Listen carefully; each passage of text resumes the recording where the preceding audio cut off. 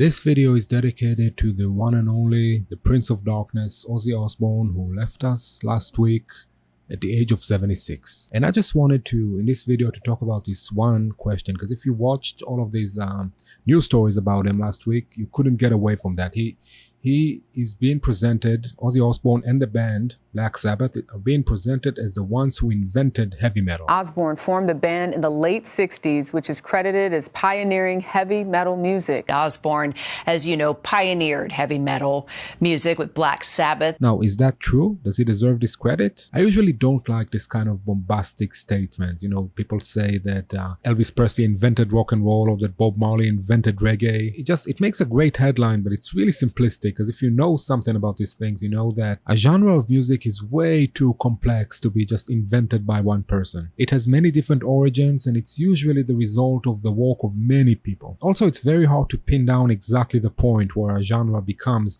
what it is, just like it's hard to pin down the first creature in evolution to be called human or something like that. It's gradual, the changes. However, in the case of Black Sabbath, their contribution to heavy metal is so vast. They were so much ahead of their time, and they were so groundbreaking that if you put a gun to my head and you force me to put my finger exactly on the point where heavy metal is being separated from its ancestors, from the blues and the rock, and it's stepping out to the world as its own defined thing, I admit that I know exactly where I put my finger.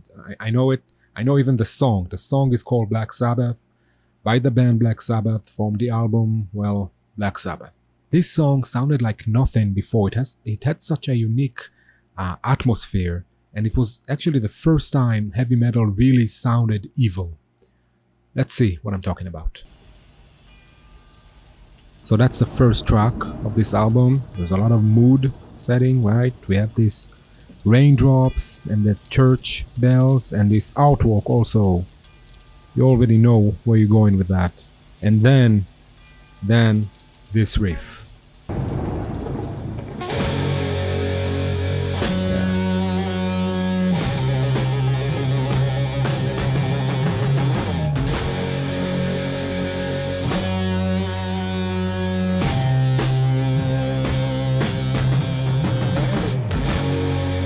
Nothing sounded like that until this point. So let's talk about this riff. Like the really great riffs of rock music, it's embarrassingly simple. Okay, it has 3 notes, essentially 2 notes, right? Because that's the riff. And sometimes this emphasis is trill. So it's the root note, the G again, and then C sharp. That's what gives it the spice, okay? It creates this tritone, this interval, the musical interval that has been known as the devil's interval, okay? The diablos in musica. Ask any metalhead, they would tell you that this interval summons the Satan, the devil, and if you used this interval in the olden days, then the church would arrest you and probably execute you just for using this interval. It's a great myth, and like with the really great myths, the fact that there are no historical evidence of this whatsoever never seemed to really hurt the myth. But there's no doubt that when you use this tritone with this slow funeral death march kind of rhythm, like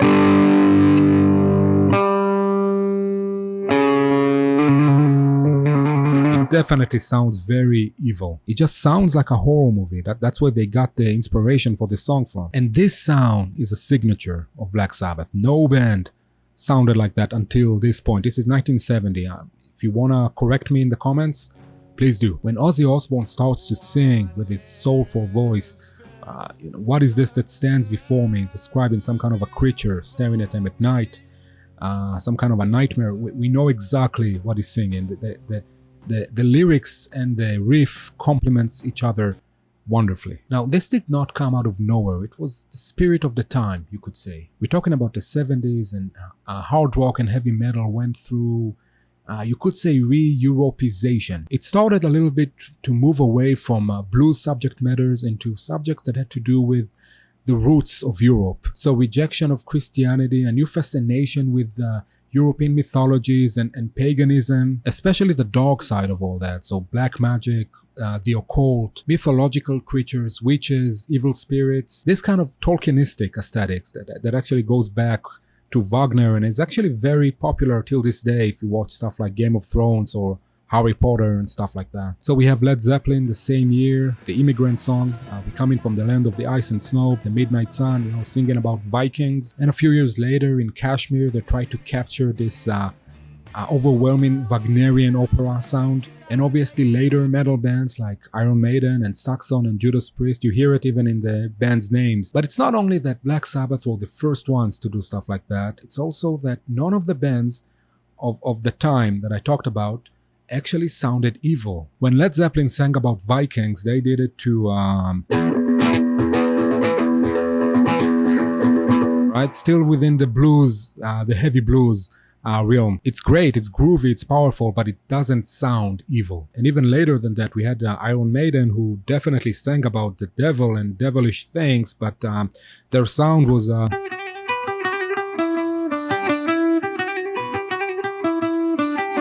right? It's more folk stuff. It sounds like dancing, I don't know, leprechauns. No, they were a very powerful band, but they never really sounded evil the way their subject matter was. No, this satanic soundscape belongs to Black Sabbath, and it's only later that we hear very obvious influences by other metal bands.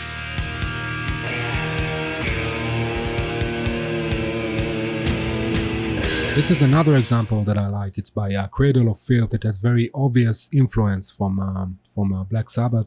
It has the same feeling as if you're standing in front of something huge and frightening, and there's just nothing to do.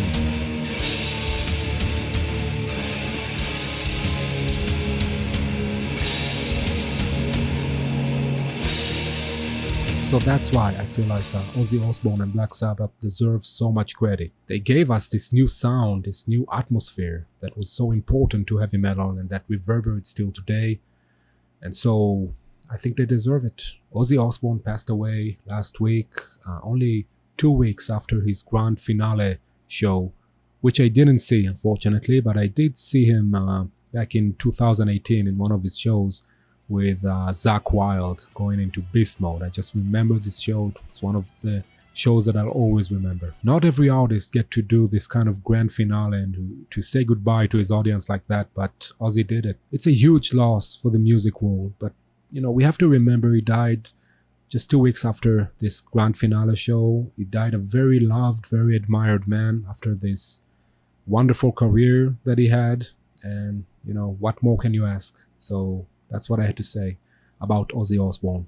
See you next time.